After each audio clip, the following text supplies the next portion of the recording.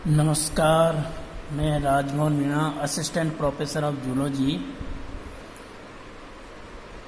इस वीडियो के अंतर्गत हम बीएससी पार्ट सेकंड जूलॉजी के बारे में अध्ययन करेंगे। इससे पूर्व के टॉपिक्स के अंदर हमने ह्यूमरल इम्यूनिटी के बारे में पढ़ा था, तरल रोधक क्षमता के बारे में पढ़ा था। उस ह्यूमरल इम्यूनिटी में बी सेल्स या बी लिम्फोसाइट भाग लेती है और उनके द्वारा एक विशिष्ट एंटीबॉडी का प्रोडक्शन किया जाता है। आज हम इस वीडियो के अंतर्गत सेल मीडिएटेड इम्यूनिटी CMI या सेल मीडिएटेड इम्यूनिटी के बारे में अध्ययन करेंगे। अर्थात सेल मीडिएटेड इम्यूनिटी में किसी वायरस, पैथोजन या उसके टॉक्सिन्स को नष्ट करने के लिए सेल भाग लेती है। उसके द्वारा किसी एंटीबॉडी का प्रोडक्शन नहीं किया जाता है। इसी कारण इसको सेल मीडिएटेड इम्यूनिटी नाम दिया जाता है।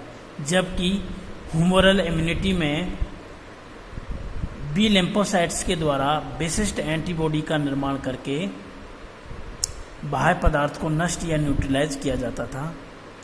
यहाँ पर सेल भाग लेती है और उनमें से टी सेल या T lymphocyte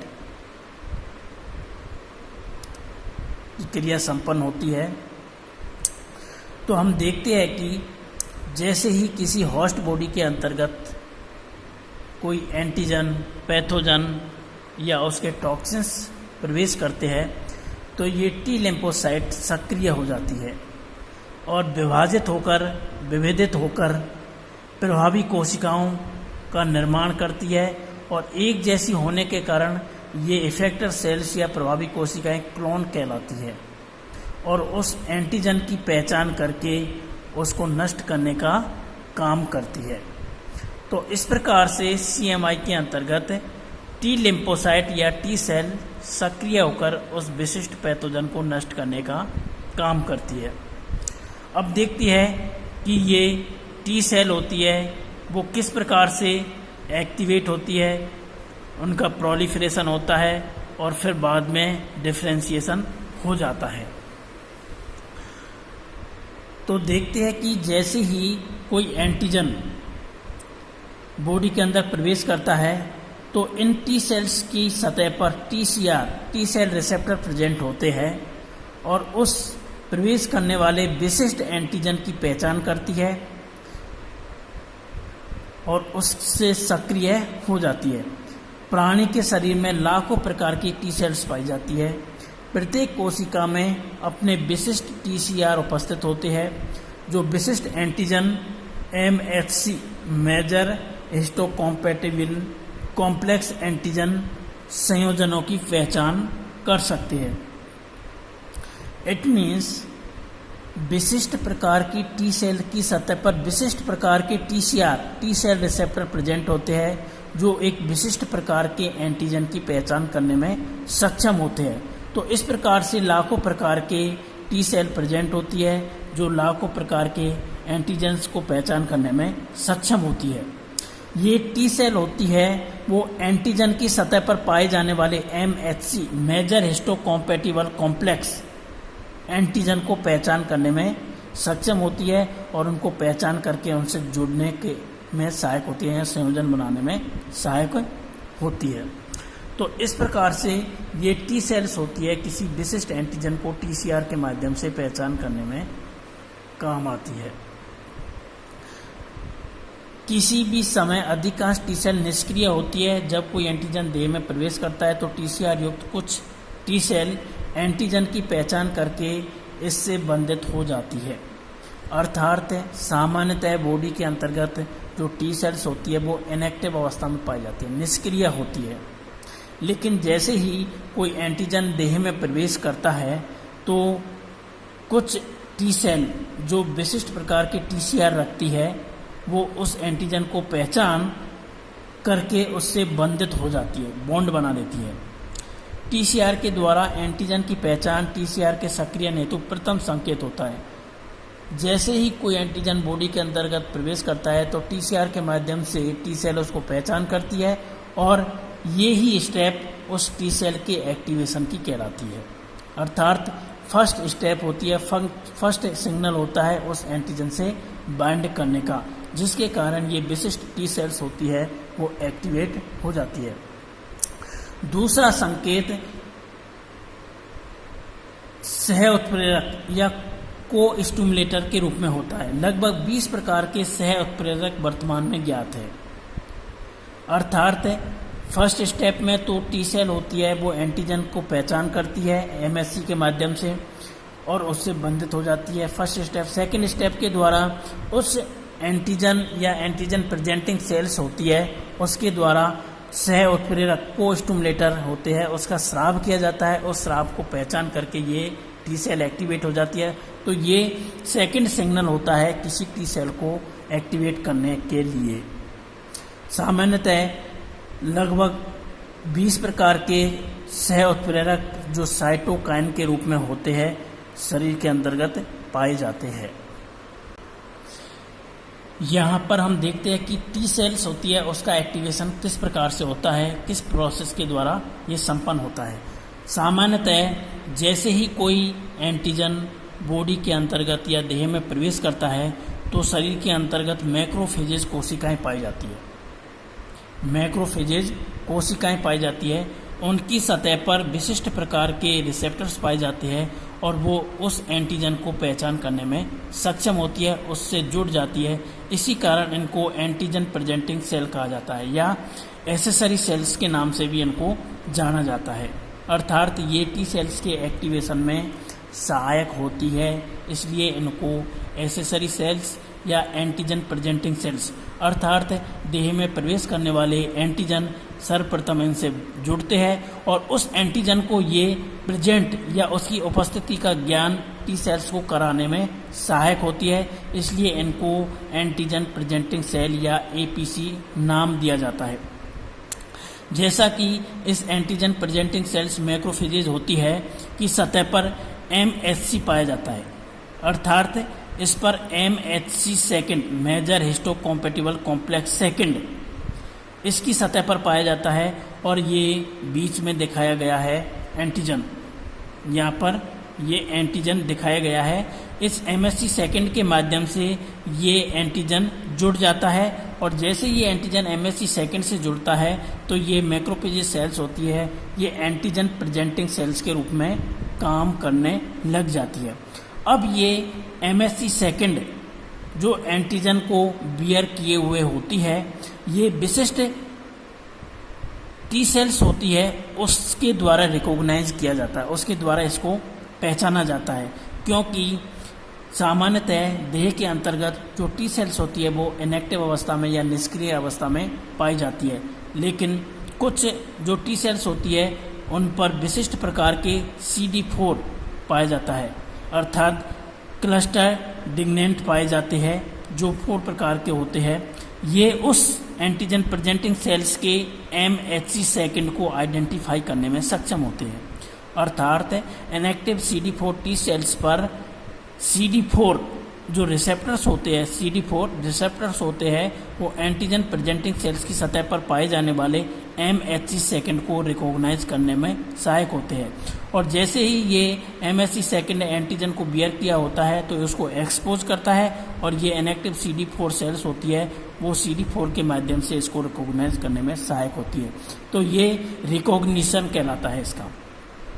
antigen presenting sales जो एंटीजन को बियर किए हुए होती है उसका रिकॉग्निशन कहलाता है। दूसरा, जैसे ही एंटीजन इस एपीसी पर जुड़ता है तो इसके द्वारा को स्टिमुलेशन का काम किया जाता है। सह उत्प्रेरक इसके द्वारा स्रावित किए जाते हैं, जैसे इसके द्वारा इंटरल्यूकिन फर्स्ट IL फर्स्ट का सीक्रेशन किया जाता है जो इस इनएक्टिव CD4 सेल्स के द्वारा आइडेंटिफाई किया जाता है, अर्थात इसको एक्टिवेट करने में ये सहायक होता है। तो यहाँ पर 2 प्रकार से एमएचसी सेकंड के माध्यम से और इंटरल्यूकिन फर्स्ट के माध्यम से इनएक्टिवेटेड जो टी सेल्स होती है उसको एक्टिवेट करने में ये सहायक होती है।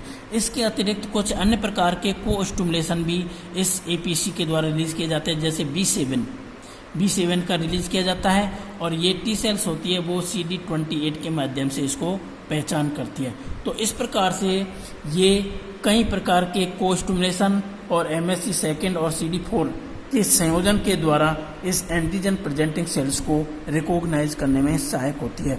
और जैसे ये सारी प्रक्रियाएं CD4 का MHC सेकेंड और इंटरल्यूकिन फर्स्ट का CD4 सेल्स या टी सेल्स के द्वारा पहुंचना और V7 का CD28 के द्वारा रिकॉग्नाइज करना किया जाता है, तो ये इनएक्टिवेटेड टी सेल्स होती है, ये एक्टिवेट हो जाती है।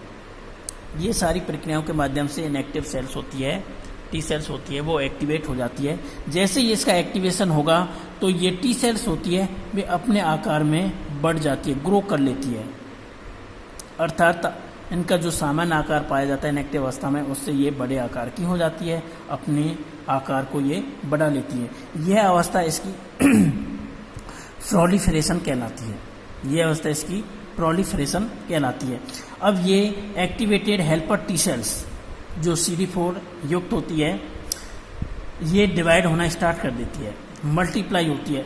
तो इसके द्वारा समान प्रकार की कोशिकाओं का निर्माण किया जाता है जो आपस में एक दूसरे का क्लोन होती है, जिनमें से clone of the helper T sales secret the interleukin second and other cytokinins.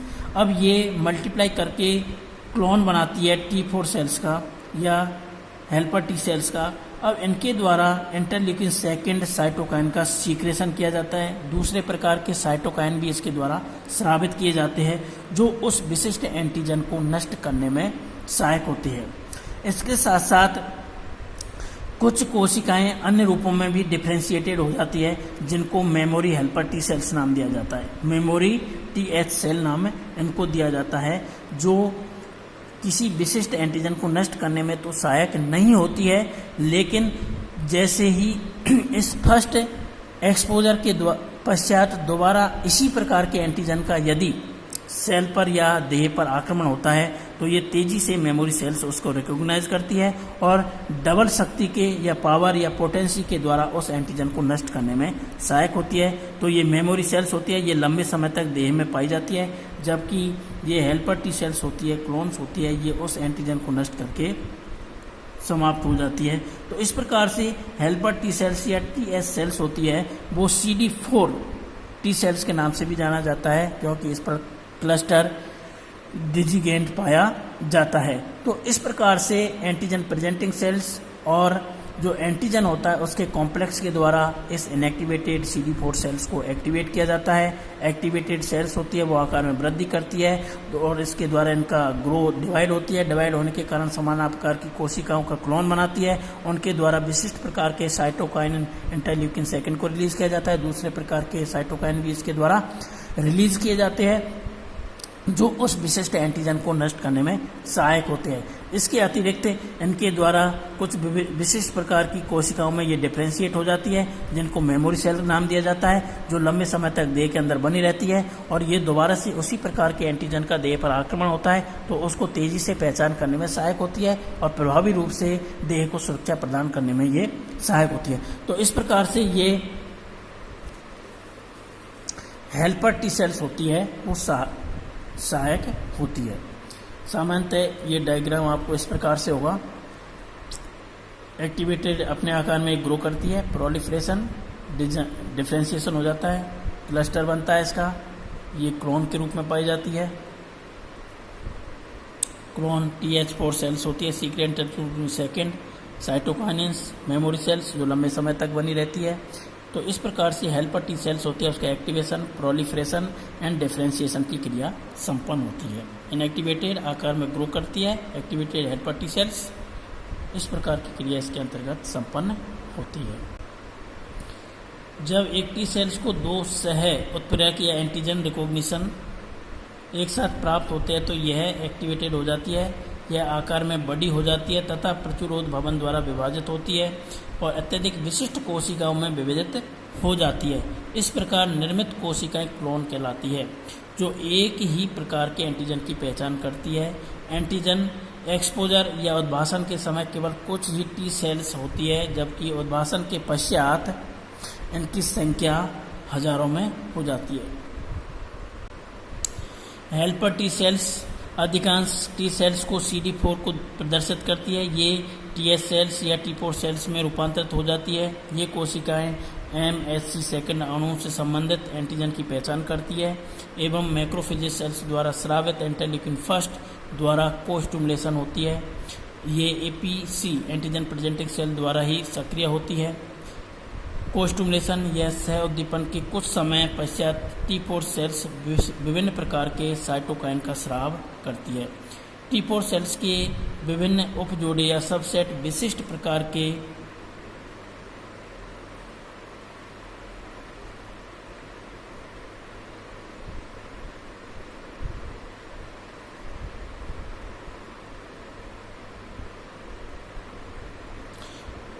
प्रकार के उपजोड़े का स्राव करते हैं। हेल्पर टी सेल्स द्वारा इंटरल्यूकिन सेकंड स्राव होता है जो सभी प्रकार की प्रतिरक्षी क्रियाओं में आवश्यक होता है एवं टी सेल्स में प्रोलिफरेशन में सहायक होता है। यह inactivated T4 cells TC cytotoxic T cells हेतु सह उद्दीपन का कार्य करती है। T4 सेल्स TH हेल्पर टी सेल्स से गामा इंटरल्यूकिन 4 TGF-V प्रकार के साइटोकाइन का भी स्राव होता है। तो इस प्रकार से ये हेल्पर टी सेल्स होती है, ये साइटोटॉक्सिक टी सेल्स को भी को स्टिमुलेट करने में सहायक होती है। तो इस प्रकार से हमने हेल्पर टी सेल्स या CD4 सेल्स के बारे में अध्ययन किया था। वो किस प्रकार से एंटीजन के द्वारा एक्टिवेट होती है, उसका प्रोलिफरेशन होता है और किस प्रकार से डिफरेंशिएशन होता है के बारे में अध्ययन किया था। नेक्स्ट वीडियो में हम CD8 प्रकार की सेल्स जिनको साइटोटॉक्सिक टी सेल्स नाम दिया जाता है के बारे में अध्ययन करेंगे। थैंक्स।